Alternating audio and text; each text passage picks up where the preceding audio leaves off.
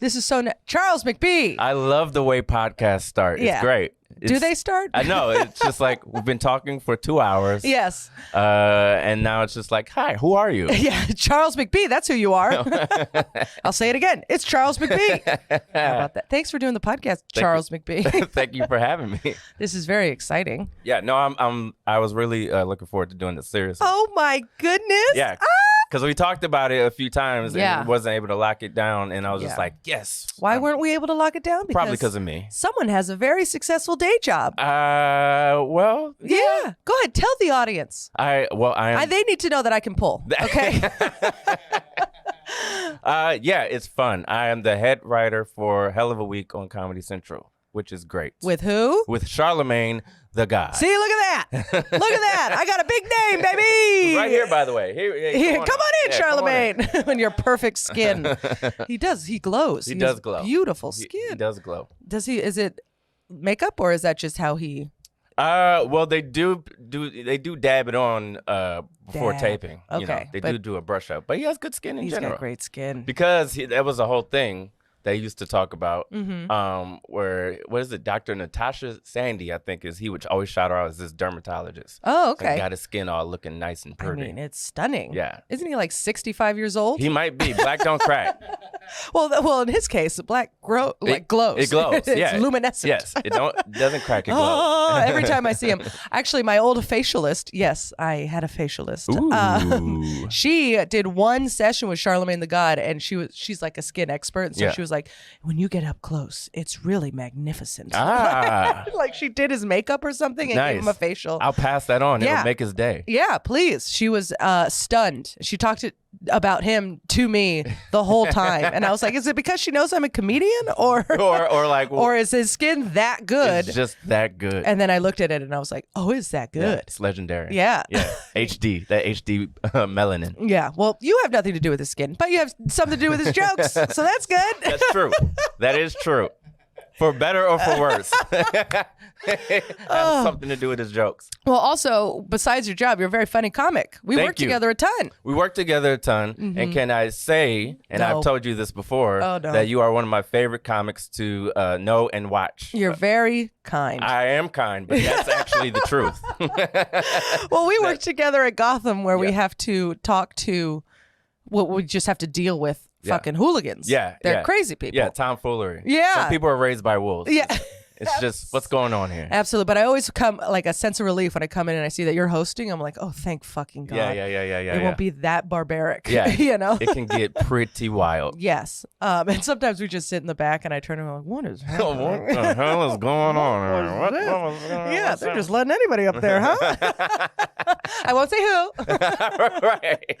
That'll be the extended version. Yeah, the Patreon that doesn't exist. Exactly. That's what it is. Exactly.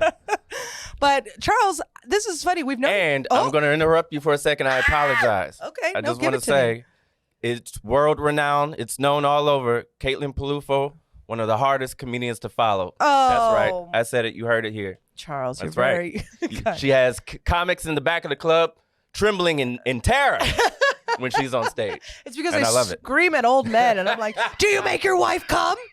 Do you? You better. You better." And he's just like, "I don't know." And she's like, "She's like, I'm in an unhappy marriage." You know? Yeah. So it's great to watch. Only. Thank you so much. It's my version of feminism. Yeah. Everybody's coming. That's the goal. Oh my goodness. But we've known each other for years, back in the QED days and everything. Yeah. And I don't know where you're from. This is my good friend Caitlin Peluffo, everybody. We are very close. No, we have no idea who each other really are. Yeah. No, I'm from Toledo, Ohio. What? Yeah. That's right. No. Midwestern boy. That's why you're so sweet. Right off the farm. Just tipping over cows. No, I've never been on a farm in my life. But no. Good old Midwest. Toledo. Yep. Came out here in 2007. Okay. Yeah. Good for you. Yeah. Toledo might be the saddest place on the planet. It might be.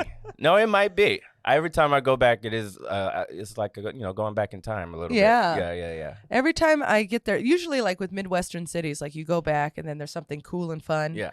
It's like they take away something cool and fun in Toledo, Ohio. I've been to the Funny Bone maybe 3 times. Yeah. And every time I go back, it's just a little sadder. And I'm like, oh God. Are you able to do you just go from hotel to club, or do you venture out anywhere? I venture out. Yeah. I take a little Uber and I go out, and I've been to the they have a beautiful art museum. They do have a good museum. Yeah. Yeah. I did thrift shopping, Yep. which was crazy because they didn't have a lot of thrift shops. They had a lot of going out of business sales. Yes. Yeah. Ooh, that's sadder. The city has a going out of business. Yeah. I mean, so it would make sense that a store or two would also be going out of business. I mean, it was wild. Yeah. Unfortunately, it's Rust Belt, it's Midwest, so a lot of jobs are in China and other places. And what was that? It was in my Donald Trump. Oh, hands. okay. Yeah. China. Okay. I was like, that was something. Yeah. And I should get to the bottom of this. What's happening here? Yeah, and then a lot of jobs went away, and a lot of stuff went away, and the economy. The people are great. The people are great. Family's still there. People are lovely. And I always wish that, every time I go back, I'm just like, if I had like $1 trillion, I'd come back and buy this town. But yeah, I always have a warm place in my heart because it's home. Yes. But I also am just like, I hate when it's not at its fullest potential. Yes. Right now we'll say it's a city in flux. Yes. Instead of saying it's a shit city, we'll say it's a city in flux with good people in it. I always do. I will say that whenever I say I'm from Ohio or Toledo or whatever, and because a lot of times New Yorkers will be like, oh, and with their New York lens, and then they'll shit on Ohio. But then I'm like, oh, did you forget? There's a trillion things I could shit on about living in New York City. Have we not forgotten? Yeah, so it's always I'm glad that I like to have both. I got both perspectives. Yeah. Yeah. I also love that during the pandemic, Ohio went on a hard move to Ohio campaign. Oh, yeah? Yeah. You saw billboards everywhere. They were like, Ohio, we have low taxes. Yeah. Come on. We have property. Yeah. Exactly. Yeah. For, is your toilet in the middle of your kitchen? Yeah. Come to Ohio. You can have a home. Yeah. And a yard. And all that good stuff. I've been to Toledo. I've been to Cleveland, which Cleveland's great. And then I've been to what's the other one? Columbus. Oh, okay. Columbus is very hip. Yeah, Columbus is cool. I don't get to Columbus a ton. I went to school in Cincinnati. Cincinnati's a fun town. I've been to Cincinnati too. That's also a very fun town. Yeah, fun town. Cleveland's a fun town. Columbus, I don't unless it's like a Ohio State game or something like that. That's obviously huge there. But are you a Buckeye? I am a Buckeye just by Ohio. Did you go to school I didn't go to Ohio State. I'm a Buckeye fan by proxy. I went to University of Cincinnati though, so whenever the Bengals are playing, I'm that's fun. Go Bengals! Yeah, they did very well last year. Yeah. But until the very end. Yes, until the very end. Yeah, I know. If we just get to the promised land, but we don't go over the mountaintop. I'm a 49er fan, and we're on our third quarterback this year. Actually, it's number 4 in about. Yeah. All right, cool. Do we have another one? They're just gonna put Kittle back there and be like, throw it up. Yep. See what happens. Yeah, he's tall. Anyway, so growing up in Toledo, Ohio, who'd you grow up with? What was the family like? Family, mom, dad, sister. And that's the bloodline. But then my family, my parents were very big come one, come all. Okay. So a lot of kids from, the community that may have been in, turmoil or bad stuff going on at home, we found a lot of people in our house. So every now and then we'd look around and go, oh, who are you? Yeah. Or a whole family sometimes. Really? It was just like that. So growing up, it was kind of normal, but also kind of weird. But then I appreciated it more, when I was older. I was like, oh, my parents are like good people and shit. Yeah. Well, that's nice. Yeah. Well, it takes one to make one. Oh, Mike, this is just a podcast of compliments. No, I need this. Yeah. Okay. Good. This will keep me warm at night when I'm, and you're beautiful. Crying myself to sleep. I have done Charles McBee's podcast. All right. And I had to do it in his home. Okay. And he's like, I don't know if I'm doing well. And I go, and it's a corner apartment with corner windows overlooking the park. And I'm like, yeah, you're really doing pretty shitty. Yeah, you're terrible. Yeah. Step your game up, pal. You have a nice, what was it, a 1-bedroom or 2 bedroom? 1-bedroom, beautiful toilet. Thank you. Open kitchen. I mean, thank you. Beautiful. I mean, it fills the void. Yeah. I mean, something just got to. It's got to. You got to do it. You got to feel. I can only buy so many Jordans. It got to fill the void somehow. It's a beautiful apartment. Thank you very much. And here's the address. No, I'm kidding. Yeah, no, come over. Someone go rob him. He has Jordans. Yeah, it's great. So growing up, were you a cool kid or No. Okay. I'm in comedy. Have you met me? I do stand-up comedy. Yeah, that's true. Things did not go well socially as a child. What was high school like? High school, I would say middle school to 9th or 10th grade. 10th grade is when things started to change. Okay. But I was... Don't we all? Exactly. Exactly. Yeah. Voice got deeper. Not till 10th grade. I wasn't the cool kid. I wasn't in any particular group. Mm-hmm. I wasn't a jock. I mean, I was good at sports, but I wasn't like a top athlete or anything. Yeah. I wasn't like 6'10", so I wasn't that. And I wasn't, like a thug or whatever. So I was just kind of the funny kid, the shy, funny kid. Yeah. But I didn't really fit into any group. So a lot of the kids who were quote unquote funny, and I didn't know I was funny at the time. Yeah. They would kind of use me as their verbal punching bag. So I got picked on a lot. I got bullied a lot, actually, like in my younger years. Okay. Just because I did not know how to fit in, and I was an easy target. Mm-hmm. But that all changed 10th grade. Okay, what happened? I was just like, I'm going to break this social contract we have where you all use me as the punching bag to like impress girls and make them laugh.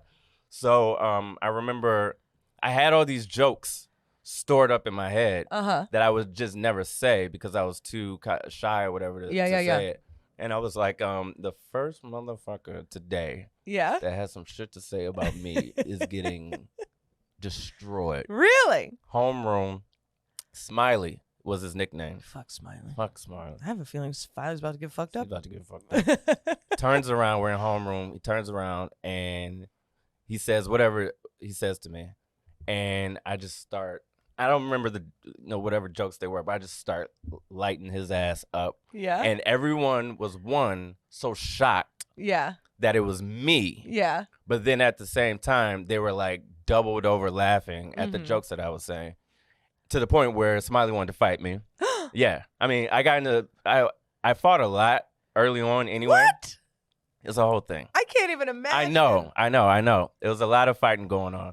But how? What do you No offense, but I feel like it's more like this for you. Yeah. I guess you could get his kneecaps. Fucking fuck him up. Well, yeah, I'll bite. Take him to the ground, and then you got him. Bite his ankles, and then you're in there.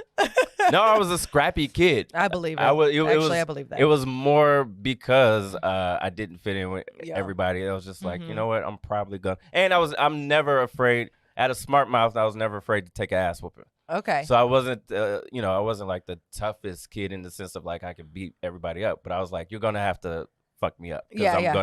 I'm not gonna stop. I'm not gonna stop. I don't learn lessons. I don't learn lessons, and I don't like you. So, And then once that happened, I remember it got all around school. Like by like second period, everybody was just like, "You should have been there." Charles said this, Charles said that. So like all the other quote unquote bullies, came looking for me because they were like, "Oh, fuck that! There's no way." And I roasted each and every one of them. And then lunch table, everybody knows the infamous lunchroom, kerfuffles that go on. Kerfuffles. Yeah, so it's a good word that doesn't get used enough. You're right.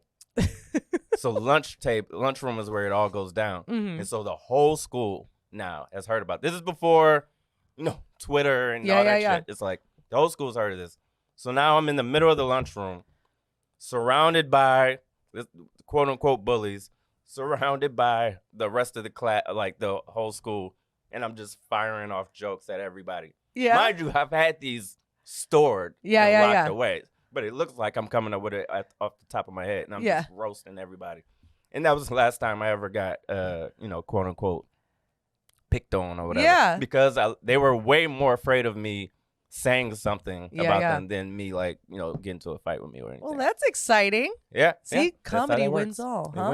It wins. And so they didn't even try and hit you or anything? They just took the... They took the beating, but then what happened was they took the beating, but then I became one of them. Oh. So I was like, oh, this is giving me some type of social status and social like value. So I became one of the kids in the back of the class cracking jokes and all that kind of shit. Did you become a bully? Probably. Yeah. Oh no. Hurt people. That's what it is. You're not wrong. Hurt people. I'm sorry. Yeah. Did you end up drinking in high school? Did you go to parties and stuff? Did you become that kind of cool? No, I was more of a smoker, like weed and like shit like that. So like that was kind of like my vice of choice back then. Okay. Drinking didn't come into. Actually, I wasn't big on drinking at all. Mm-hmm. It wasn't until like maybe later that I was like, okay, like I would go out and if I'm with people, if I'm partying or whatever, like I'll have some drinks or whatnot. But like during high school and even college, I was I'm still a lightweight, but like I was lightweight back then, so it didn't take much. So I was just more like, oh, you know what, the weed is good. I'm gonna stick with the weed for the most part.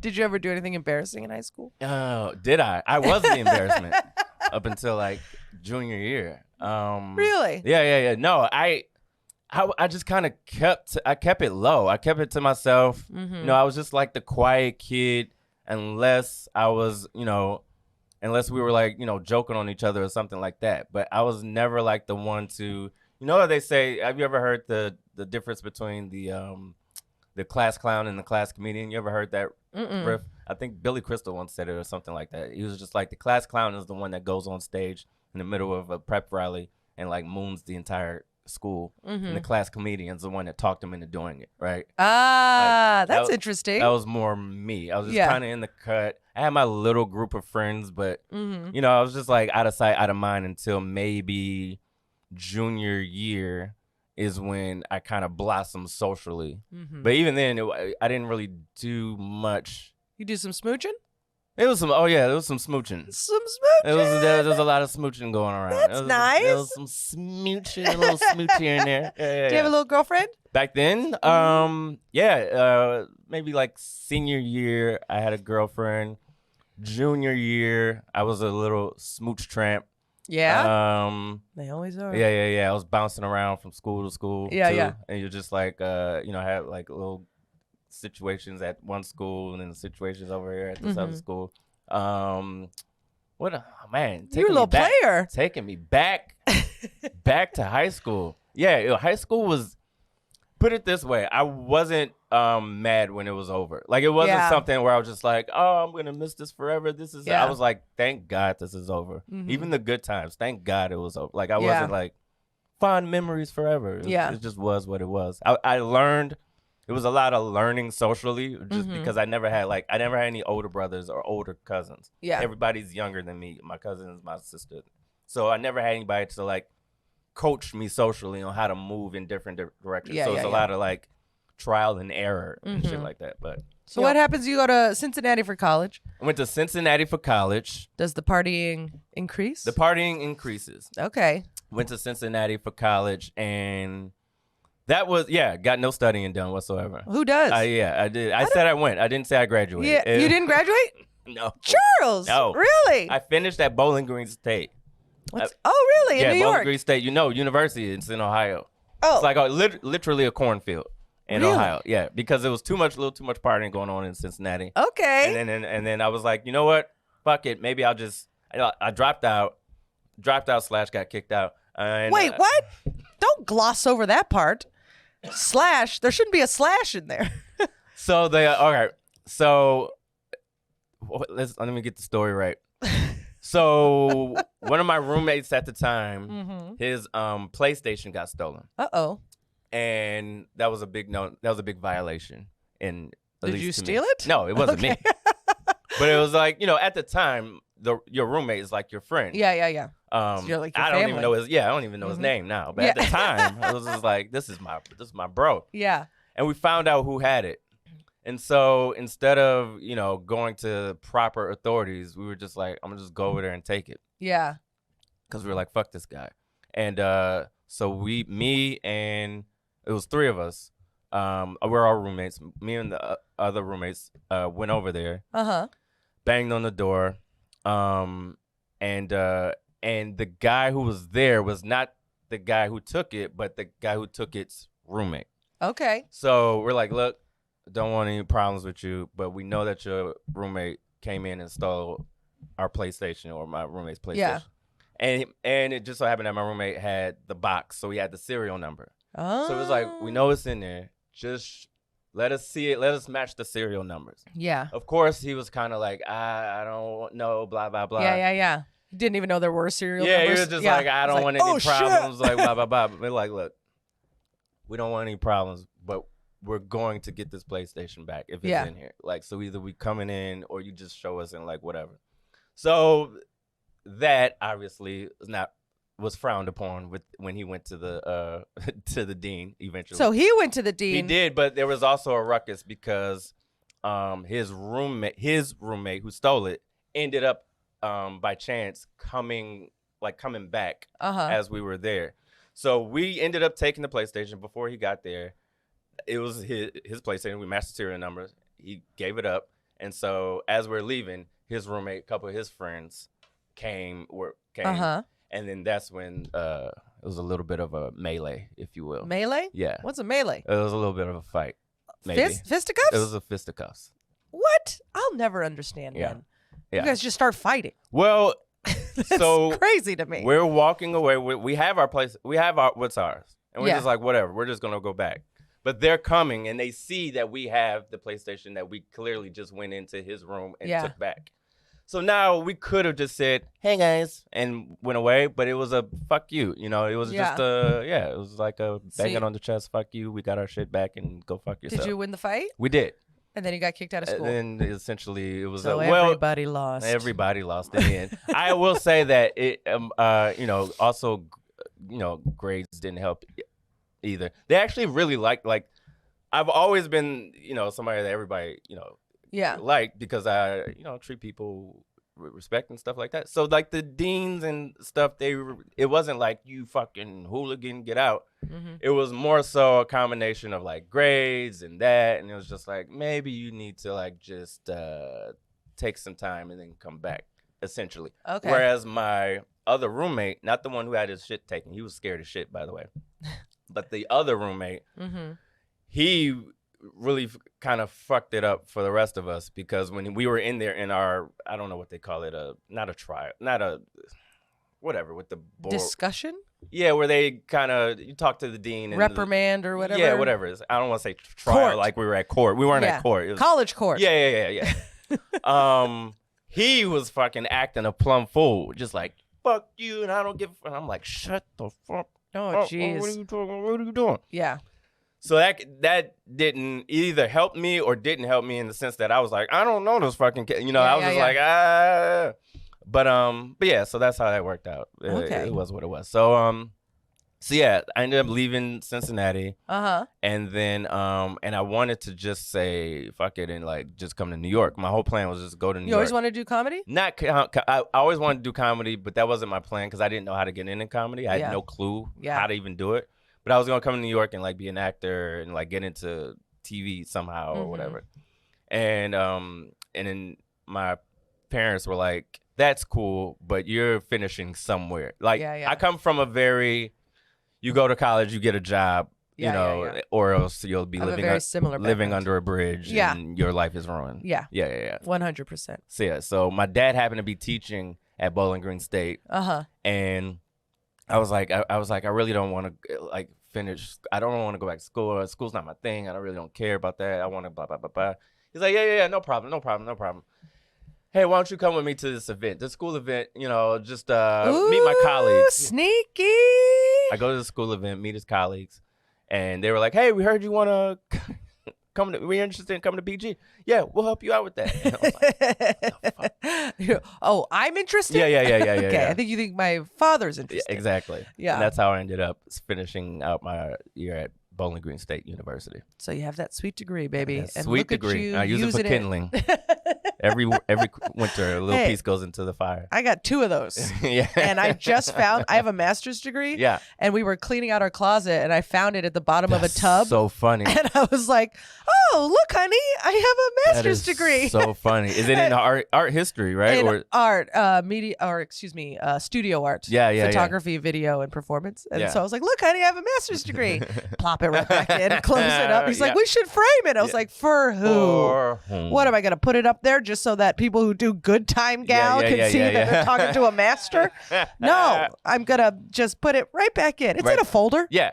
It'll be fine. Yeah. It'll be fine. I still have like all my, like I graduated with honors, so I have those cords and stuff. Yeah. They're just shoved in the bottom. I know. That's right. I was an accomplished young person. It really fizzled out. I did a lot, and then I was like, no, I'm going to be on stage. Yeah. That's the way it goes. Whoops. Listen, hey, you win some, you lose some. So I want to know what is drunk Charles McBee like? For A, what is he drinking? How does he act? And what does he do? Okay. Drink of choice. So I'm, like I said, I'm still a lightweight. Yeah. So it doesn't take much. Yeah. At all. It's not like I'm like, going hard for the rest of the night. A few in, I'm just like, who am I? Where am I? Really? What's happening? Yeah. Sweet little fella. Yeah. It's I can't hang. So I'm pretty simple. So I'm like vodka cran, vodka something. I'm pretty easy with it. Maybe something like, or tequila, or like a shot or something, or whatever. I'm not a whiskey guy. I might do it like a Moscow Mule or something like that. Yeah. If I'm feeling fancy, my pinky up or something like that. A Moscow Mule is fancy. I don't know. It's literally 3 ingredients. Yeah.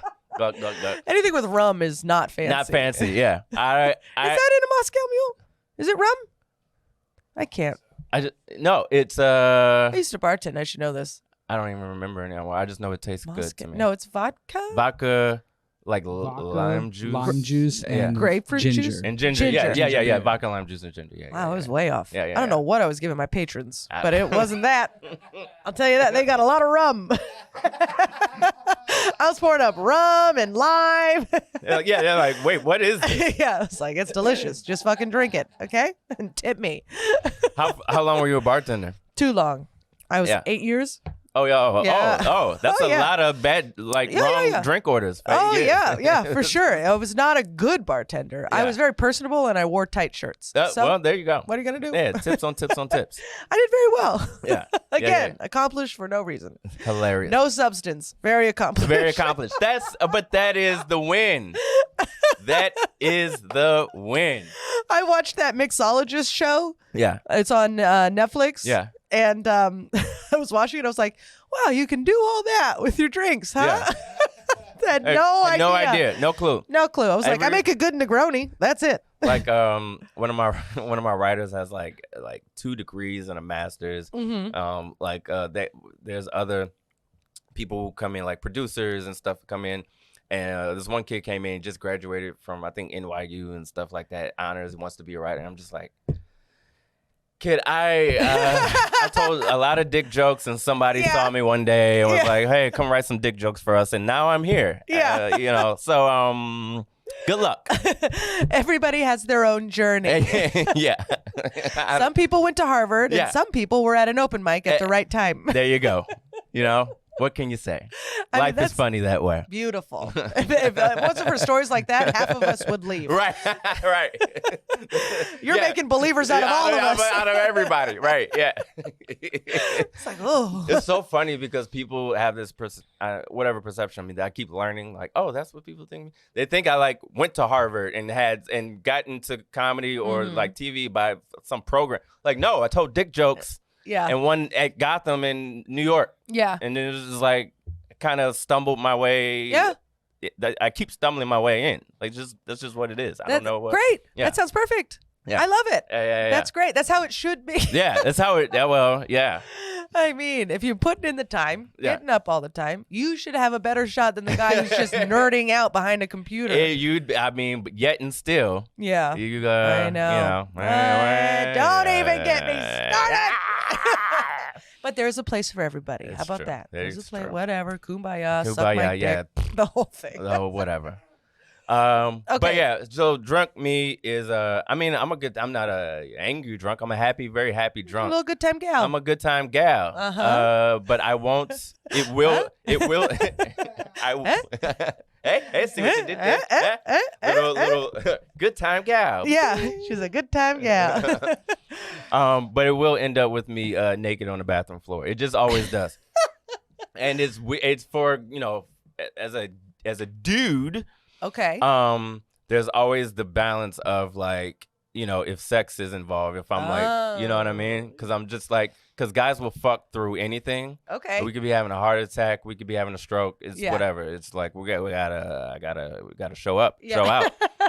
So a lot. There's been a few occasions where the room is spinning. Mm-hmm. I'm like 2 seconds from vomiting, but I'm holding it together. Yeah. Just so I could perform. Yeah. However I'm able to perform. Like there's been a lot of that, and then it's just like, this has been so wonderful. Listen, I'll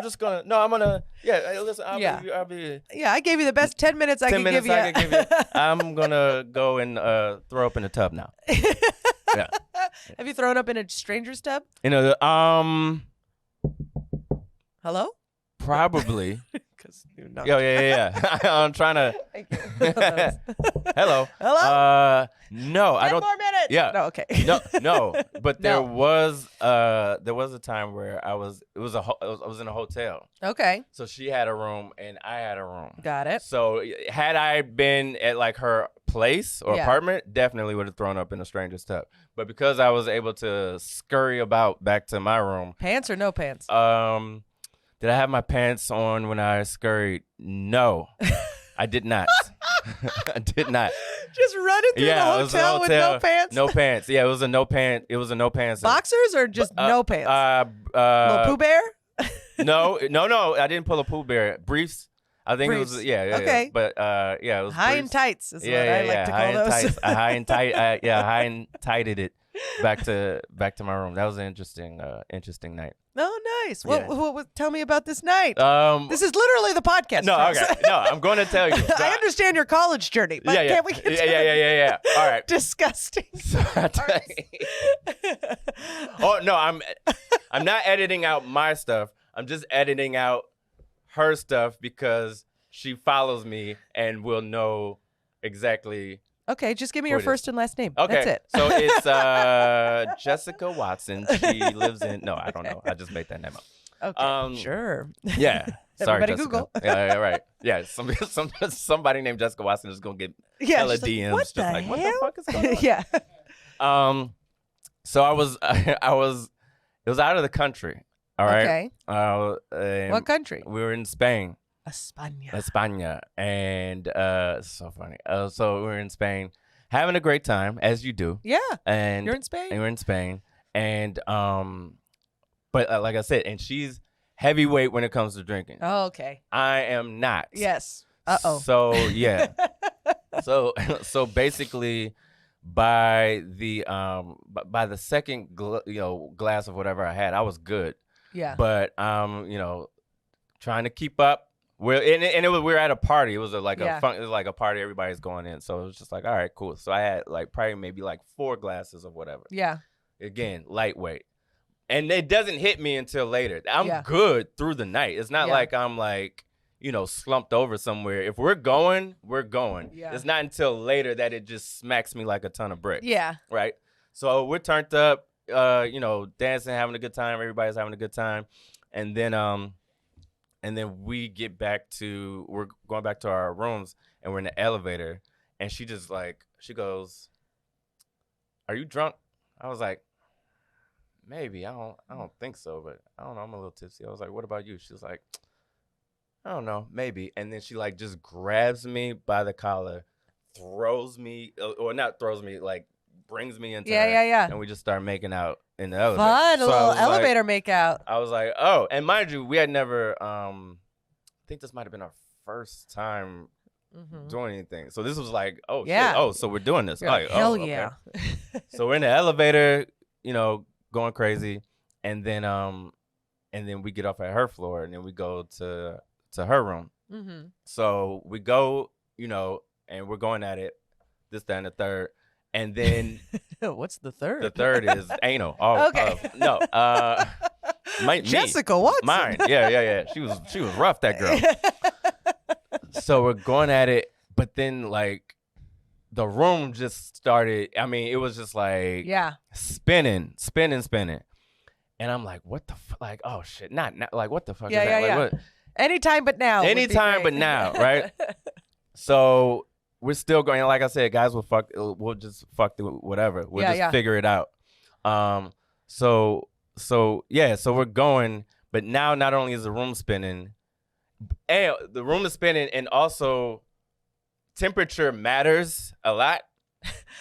So of the room? Okay. Like temperature matters. I've never heard this in my life. Okay. I'll explain why.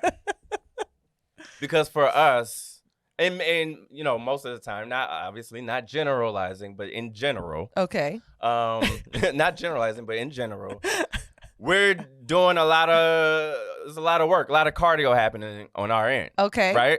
So body temperature is going crazy. So if it's already hot in the room, there's already a little warm in the room. Mm-hmm. So, and I didn't really want to go, hey, can we turn it? Can we turn it? He's not going to do that. You fuck through it.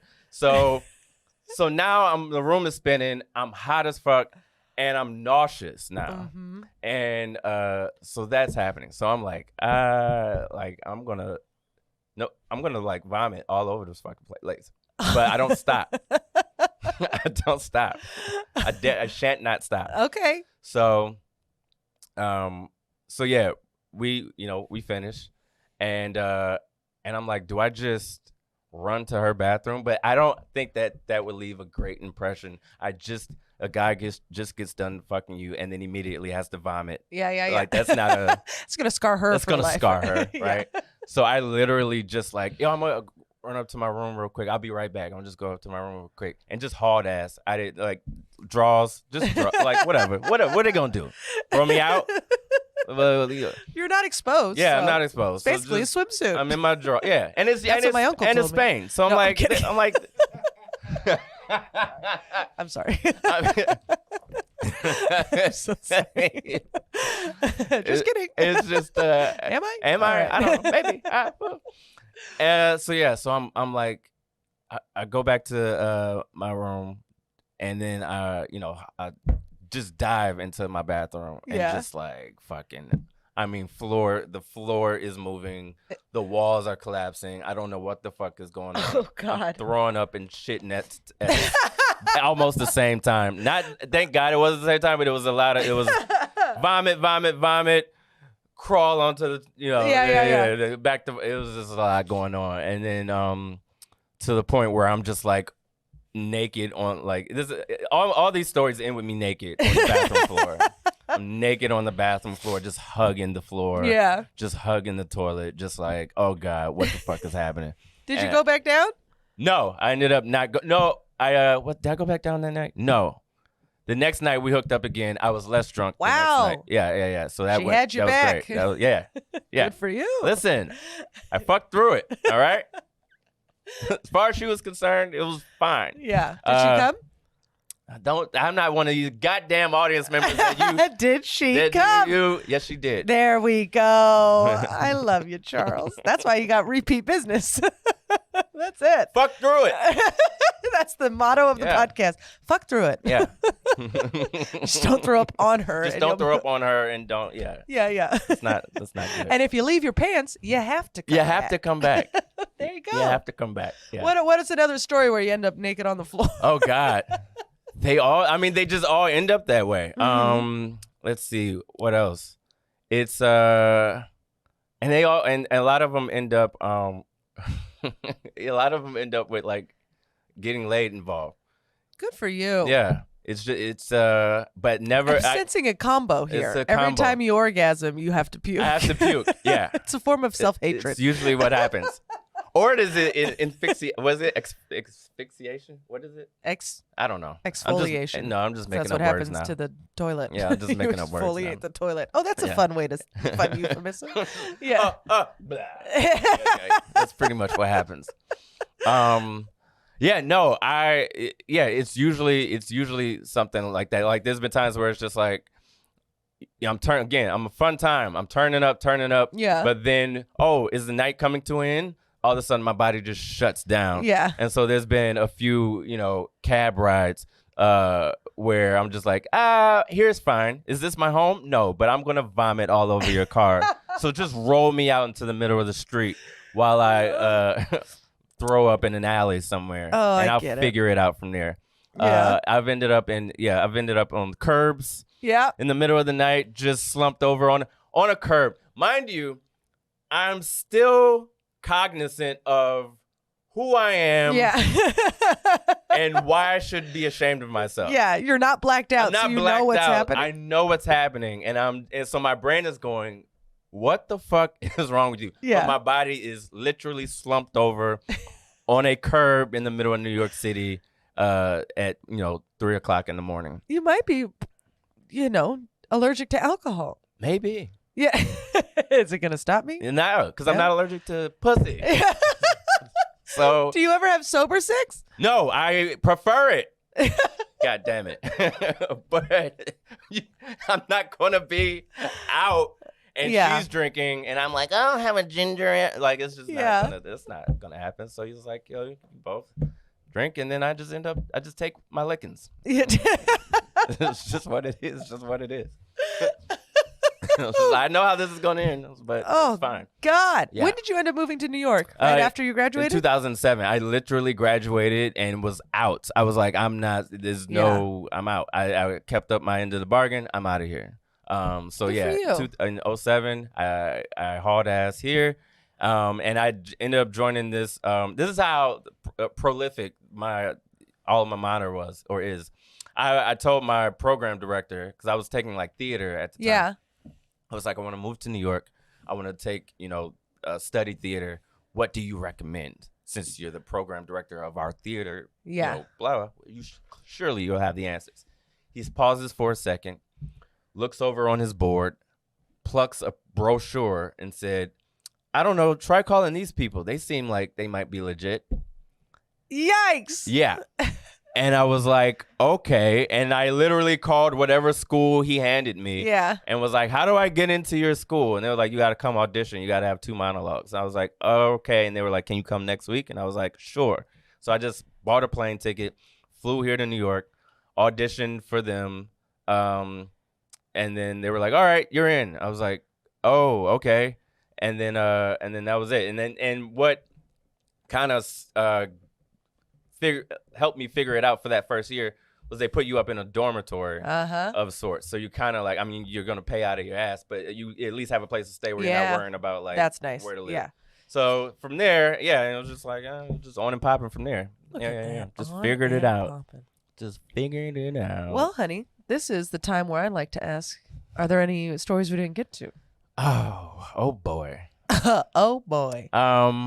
Stories that we did not get to that don't involve me butt naked on the bathroom They can floor. involve anything you want.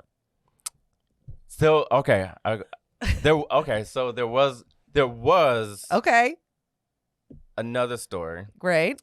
Where that did always clearly involve me vomiting. Okay.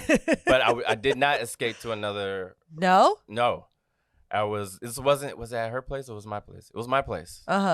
And so we've been out drinking, blah blah blah blah blah, and we're going crazy, but it again like a ton of bricks. Yeah. Never before. There's never a lead in. There's never a oh shit blah blah blah. It's always just boom.